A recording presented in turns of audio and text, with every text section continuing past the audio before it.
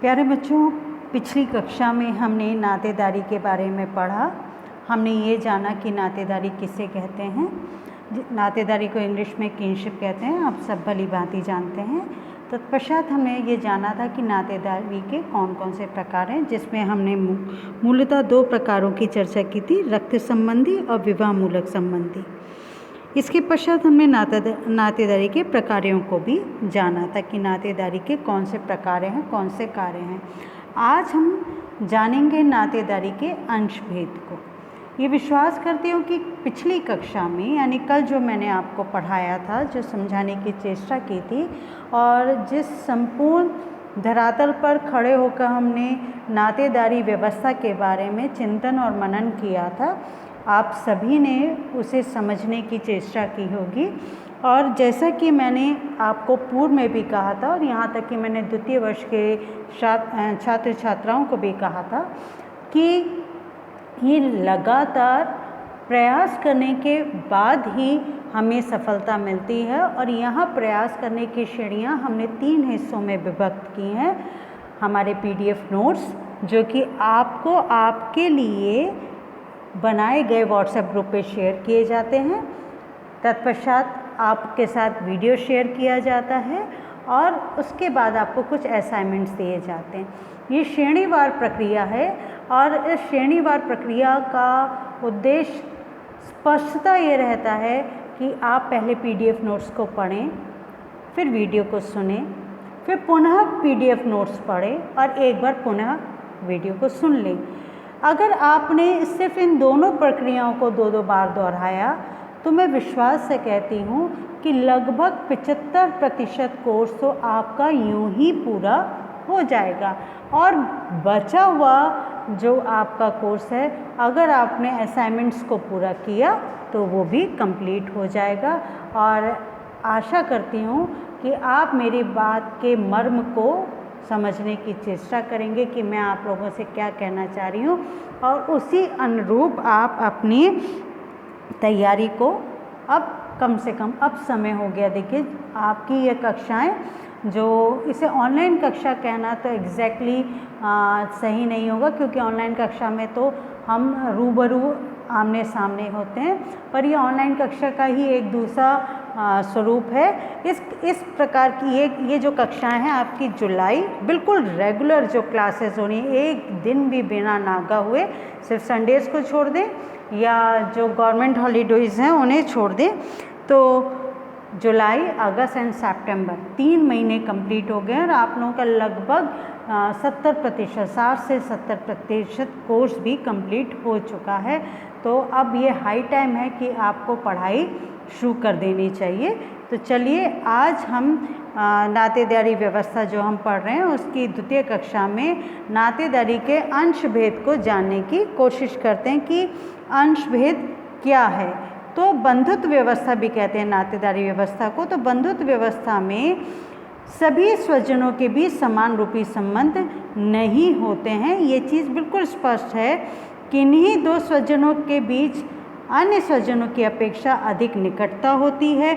एक स्वजन की दूसरे स्वजन से कितनी निकटता होगी, इसका कोई निश्चित पैरामीटर नहीं है। जैसे मैं आपको एक उदाहरण देती हूँ कि आपकी जो निकटता आपके चाचा के बेटे से है, हो सकता है वो मौसी के बेटे से ना हो, या संभवतः आपकी जो निकटता मामा के बेटे से है, हो सकता है वो निकटता आपके ताऊजी के बेटे से ना हो।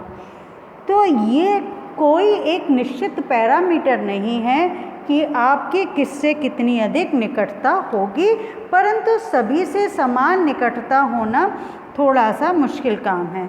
तो इसका मूल्यांकन सामाजिक अवसरों पर, कर्मकांडों पर, धार्मिक अवसरों पर किया जाता है। इन अवसरों पर जिन सज्जनों पर उत्तरदायित्व अधिक होता है वे निकट के स्वजन होते हैं तथा जिन स्वजनों के कार्य समान होते हैं वे साधारण स्वजन माने जाते हैं। बात समझ में आई आपको? ये बहुत साधारण सी बात है बच्चों। देखो, आप लोगों ने देखा होगा, मान लीजिए आपके बड़े भाई का विवाह है। और आपने जिन अपने चचेरे ममेरे फुफेरे भाइयों के ऊपर अधिक कार्य डाला है कि भाई तुम खाने का इंतज़ाम करोगे, तुम बारात में तुम्हें साथ चलना है और तुम ये सामान की खरीदारी करोगे, मतलब जिसके ऊपर आपने अधिक उत्तरदायित्व डाला है तो स्वभावतः आपका उस पर अधिक विश्वास है। और अधिक विश्वास उस पर ही होता है जिससे आपकी निकटता होती है, क्योंकि आप निकटता के बाद ही तो ये जान पाते हैं कि उस व्यक्ति विशेष के क्या गुण हैं, वो आपसे भावनात्मक तौर पर जुड़ा हुआ है या नहीं जुड़ा हुआ है। ये तमाम तरह के जो बिंदु हैं वो हमें ये विश्वास दिलाते हैं कि हम कितने अधिक निकट हैं और कितने अधिक दूर हैं, ठीक है। और जिनसे हमारे सामान्य संबंध हैं वो तो सिर्फ एक सामान्य अतिथि के तौर पर उस विवाह में सम्मिलित होंगे, या फिर घर में किसी की मृत्यु हो गई है तो उस मृत्यु में समस्त जो क्रियाकर्म हो रहे हैं, कर्मकांड हो रहे हैं, उनमें जो बहुत निकटता के साथ जो समस्त दायित्वों को पूरा कर रहा है तो स्वभावतः उसके साथ आपके भावनात्मक संबंधों की निकटता अधिक होगी। और जो सिर्फ एक मेहमान के तौर पर आया है या साधारण अतिथि के तौर पर आया है, सह संबंधी होने के बावजूद भी, तो ये मान के चलें कि उससे आपकी निकटता कम होगी। तो ये एक महत्वपूर्ण बिंदु है जिस पे हम चर्चा कर रहे हैं। तो वे साधारण स्वजन माने जाते हैं, यह बिल्कुल स्पष्ट है। तो संबंधों की निकटता, सहयोग, घनिष्ठता और आत्मीयता के आधार पर नातेदारी की प्रमुख श्रेणियां हैं। पहला है प्राथमिक स्वजन, जिसे प्राइमरी कीन कहते हैं। ये प्राइमरी कीन कौन होते हैं? ये प्राइमरी कीन होते हैं जिनसे जो रक्त संबंध या विवाह संबंध के द्वारा एक दूसरे से प्रत्यक्ष रूप से जुड़े होते हैं। ऐसे व्यक्ति या तो वंशानुक्रम समूह के होते हैं या विवाह के कारण। देखिए, वंशानुक्रम समूह का तात्पर्य क्या हुआ कि आपके ब्लड रिलेटिव हैं, दैट मीन्स आपके जो दादा थे, दादा के 3 बच्चे थे, 3 लड़के थे और 2 लड़कियां थी। मैं एक उदाहरण बता रही हूँ। तो वो जो आपके पिता के अलावा जो वो 2 बेटे हैं और वो जो 2 बेटियां हैं वो आपके क्लोज निट रिलेटिव हो गए, जिनसे आपके ब्लड रिलेशन है। वो दोनों जो बेटियां थी दादा की, वो आपकी बुआ हुई, और दादा के जो दोनों बेटे हैं वो या तो चाचा हुए या ताऊ हुए। अब उनके जो बच्चे हैं वो भी आपके क्लोज निट रिलेटिव हो गए, ठीक है। अब लेकिन यहाँ हम आपके संबंध, जब आप बड़े हुए और आपका विवाह, तो आपकी जो पत्नी है उसके भाई और उसकी बहन आपके विवाह मूलक जो रिश्ता है वो हुए।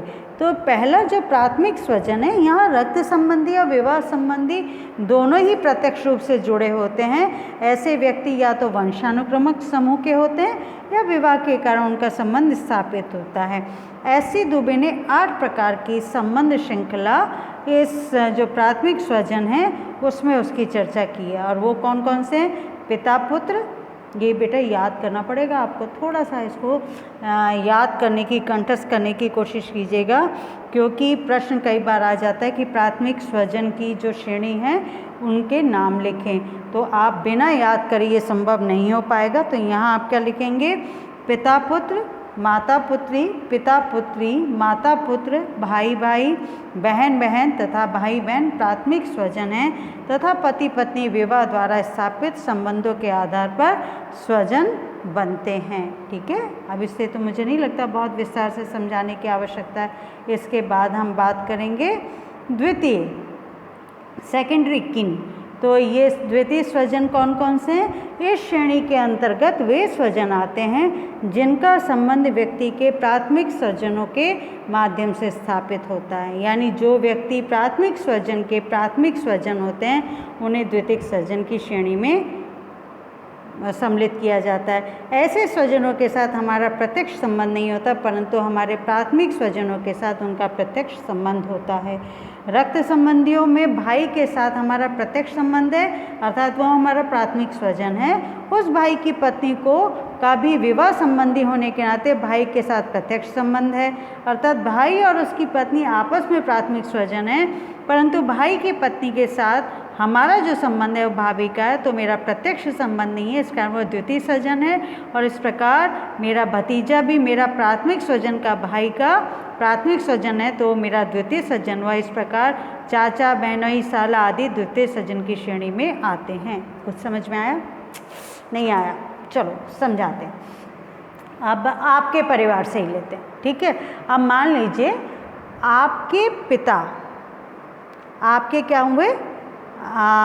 प्राथमिक स्वजन हुए, ठीक है। अब इसके बाद आपका भाई, एक माँ जाया भाई, मतलब जिस माँ की कोख से आपने जन्म लिया है उसी कोख से उस भाई ने जन्म लिया, वो भाई आपका प्राथमिक संबंधी हो गया, ठीक है। अब भाई आपका प्राथमिक संबंधी है, राइट। अब आप बड़े हुए और भाई का विवाह हुआ, तो भाई की पत्नी उसकी क्या हुई? प्राथमिक स्वजन हुई। हमने क्या पढ़ा था प्राथमिक स्वजन में? भाई भाई, बहन बहन, भाई बहन, यही सब पढ़ा था ना। तो अब यहाँ हम ये देख रहे हैं कि आपका भाई आपका प्राथमिक स्वजन है। समझ गए? इतना तो समझे ना कि आपका भाई आपका प्राथमिक स्वजन है। अब उसके बाद आपके भाई का विवाह हुआ, तो जो उसकी पत्नी है वो आपके भाई की प्राथमिक स्वजन हुई। इतना समझ में आ गया? लेकिन क्या वो आपकी प्राथमिक स्वजन हुई? नहीं, वो आपकी द्वितीयक स्वजन हुई। आपकी भाभी आपकी द्वितीयक स्वजन है। अब उसके बाद इसी तरीके से आपकी माँ जाई बहन, एक माँ की कोख से जिस माँ ने बेटी ने जन्म लिया है, वो आपकी क्या हुई? प्राथमिक स्वजन हुई।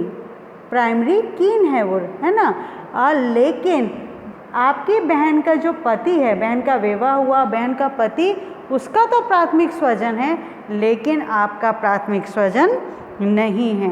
आपका जीजा आपका प्राथमिक स्वजन ना होके क्या हो गया? द्वितीयक स्वजन हो गया। तो ये बात अब मैं कह सकती हूँ कि आपको समझ में आ गया होगा। नहीं आया होगा तो हम दोबारा पढ़ेंगे, कोई बात नहीं। जो भी वीडियो आप दोबारा देखना चाहते हैं, जो भी कॉन्सेप्ट आप दोबारा समझना चाहते हैं, बेझिझक बिंदास आप अपने व्हाट्सएप ग्रुप पे डालिए और हम उसे वापस से रिपीट करेंगे। मुद्दा इस बात का है कि आपको समझ में आना चाहिए, ठीक है। अब इसके बाद हम बात करते हैं तृतीय स्वजन की। क्या है तृतीय स्वजन?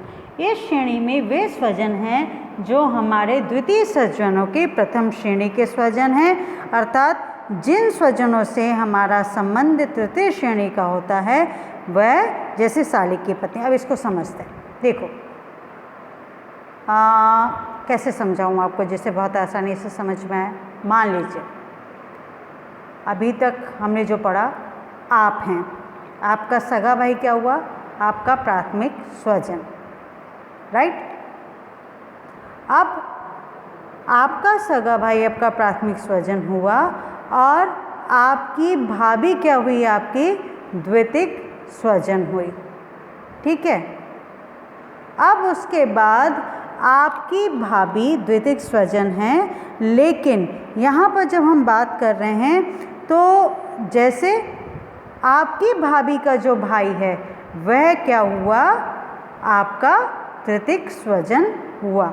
जैसे आपकी पत्नी आपकी प्राथमिक स्वजन है, पत्नी का भाई द्वितीयक स्वजन है, और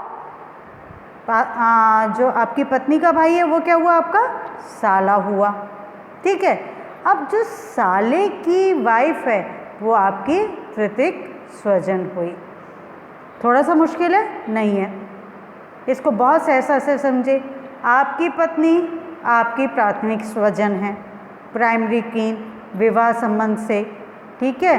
अब उसके बाद आपकी पत्नी का जो भाई है, आपका साला जो है, वह आपका द्वितीयक स्वजन है, ठीक है।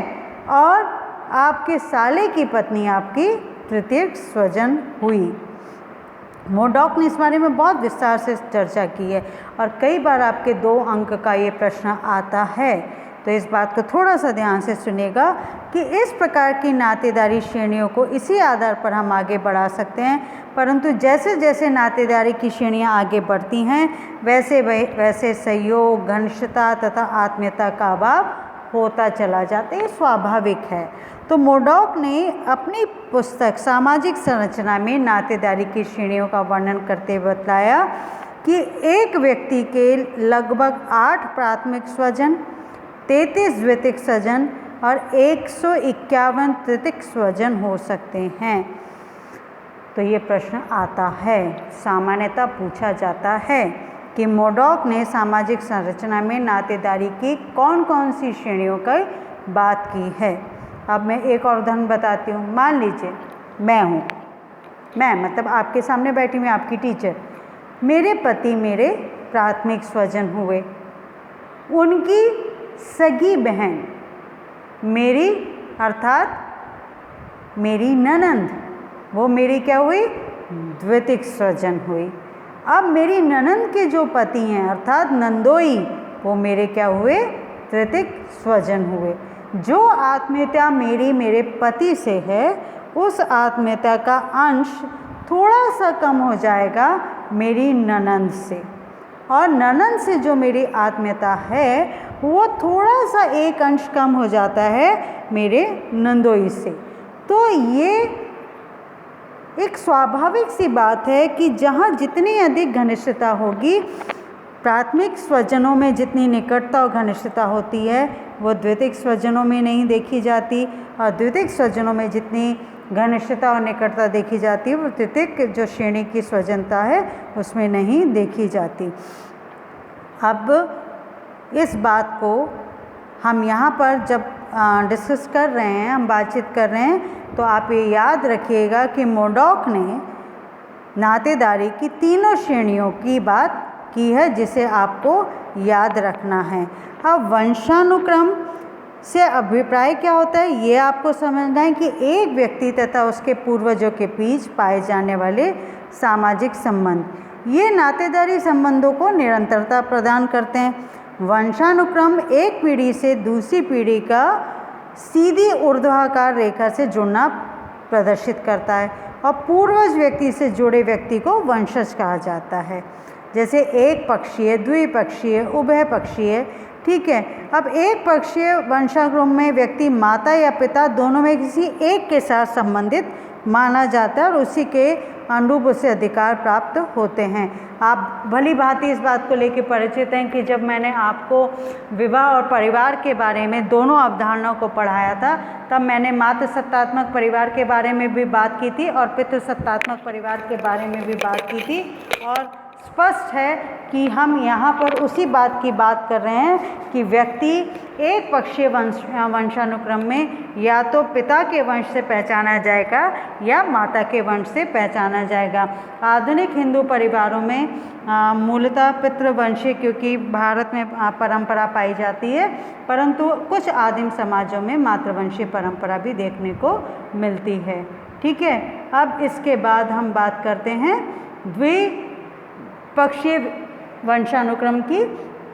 आधुनिक परिवारों में स्वजनता पिता एवं माता दोनों के जन्मों के साथ जुड़ी होती है। ऐसे परिवारों को द्विपक्षीय समूह कहा जाता है। और उभय पक्षीय वंशानुक्रम व्यवस्था एक पक्षीय वंशानुक्रम के ठीक विपरीत होती है। इस व्यवस्था में एक व्यक्ति अपने संबंधी समूह अथवा स्वजनों की गणना बिना किसी एक पक्ष में अंतर करते हुए माता और पिता दोनों की ओर से करते हैं। ऐसे समाजों में वंश की गणना के लिए किसी सर्वमान्य पूर्वज का प्रयोग नहीं किया जाता तथा वंश गणना का रूप लंबवत न होकर समतलीय होता है। ठीक है, अब हमने एक पक्षीय बात की, द्विपक्षीय बात की, तो जहाँ स्वजनता पिता एवं माता दोनों प्रकार के जन्म के परिवारों के साथ जोड़ी जाती है। और उभय पक्षी में ये एक पक्षीय से बिल्कुल विपरीत है। इसमें एक व्यक्ति अपने संबंधी समूह अथवा स्वजनों की गणना बिना किसी एक पक्ष में अंतर किए हुए माता और पिता दोनों की ओर से करता है। ठीक है, अब इसके बाद हम जानने का प्रयास करेंगे संबंध संज्ञाओं के बारे में। संबंध संज्ञाएं क्या होती हैं जिसके द्वारा हम अपने स्वजनों को संबोधित करते हैं। प्रत्येक समाज या समूह में इन जो ये शब्द हैं इनके विशिष्ट अर्थ होते हैं जिसे वह समूह या समाज मान्यता प्रदान करता है। मजूमदार एवं मदान के अनुसार संबंध सूचक शब्द ऐसी संज्ञाएं होते हैं जिनका प्रयोग विभिन्न प्रकार के संबंधों के उल्लेख के लिए किया जाता है। जब हम किन्हीं लोगों की नातेदारी के नियमों तथा व्यवहारों को समझना चाहते हैं तो हमें यह अवश्य ही पूछना होगा कि वे स्वजन किस प्रकार वर्गीकृत करते हैं। नातेदारी को संबोधित करने के संज्ञा शब्द उनकी विभिन्न श्रेणियों और उप श्रेणियों में विभक्त किए जाते हैं। ठीक है, तो आप समझ गए संबंध संज्ञाएं क्या होती है। संबंध संज्ञाएं वो होती हैं जिनके आधार पर हम अपने जो संबंधी हैं उन्हें संबोधित करते हैं। तो मॉर्गन पहले विद्वान थे जिन्होंने नातेदारी शब्दावली के अध्ययन में महत्वपूर्ण योगदान दिया। और मॉर्गन ने जिस जनजाति का अध्ययन किया उसके नामों का उल्लेखन का तरीका पश्चिमी समाजों से भिन्न है और उन्होंने उनके शब्द में पिता के भाई, माता के भाई, इन सभी को इस प्रकार के जो शब्द हैं उसके लिए माँ का प्रयोग होता है, माँ की बहन के लिए भी इसी शब्द का प्रयोग होता है, जबकि हमारे यहाँ माँ की बहन के लिए क्या होता है, मौसी शब्द का प्रयोग होता है। तो मॉर्गन ने विश्व में प्रचलित नातेदारी शब्द का अध्ययन करने का इन्हें दो भागों में विभक्त किया। पहला विशिष्ट सूचक संबंध संज्ञाएं और दूसरा वर्गीकृत संबंध संज्ञाएं। ठीक है, अब बच्चों आज हमने ये क्या है विशिष्ट सूचक, ये और वर्गीकृत संबंध संज्ञाएं ये क्या है, इसके बारे में हम कल की कक्षा में जानेंगे। मैंने जैसे आप लोगों से कहा था कि पहले अमूमन मैं 30 से 35 मिनट का वीडियो अपलोड करती थी, परंतु मैंने ये देखा और कुछ बच्चों की रिक्वेस्ट भी आई कि मैं वीडियो को थोड़ा सा कंसाइज कर दूं, थोड़ा सा छोटा कर दूं, जिससे एक दिन में 20-22 मिनट का वीडियो उनको समझने में सहजता होती है। तो उनके ऐसा कहने पर, क्योंकि मेरा मूल उद्देश्य क्या है कि आप ही विजेता हैं मेरे लिए, आपकी इच्छा ही मेरे लिए सर्वमान्य है। तो आप वीडियो को देखें, सुने, समझें, और इसीलिए मैंने इसे कंसाइज किया, छोटा किया है। अब आप इसे बहुत ध्यान से सुनिए और मन लगा के पढ़िए। मैं आपको थोड़ी ही देर में वीडियो भी और जो इसके PDF नोट्स हैं दोनों ही आपको आपके व्हाट्सएप ग्रुप पे शेयर कर रही हूँ। प्लीज़ इसे ध्यान से देखिएगा, सुनिएगा, समझने की चेष्टा कीजिएगा, क्योंकि अब आप ये मान के चलिए बीच में त्यौहार का समय आएगा, दीपावली आएगी, नवरात्रे आएंगे, आपका पढ़ाई का कम घर में काम अधिक हो जाता है, फिर आप पढ़ाई पे कम ध्यान दे पाते हैं। ये जो लगभग, क्योंकि इस बार दीपावली नवंबर में, तो अक्टूबर का पूरा महीना ऐसा जब आप बहुत मन लगा के पढ़ सकते हैं। तो प्लीज़ अपनी पढ़ाई शुरू कीजिए। बहुत सारी शुभकामनाएं और ढेर सारा प्यार।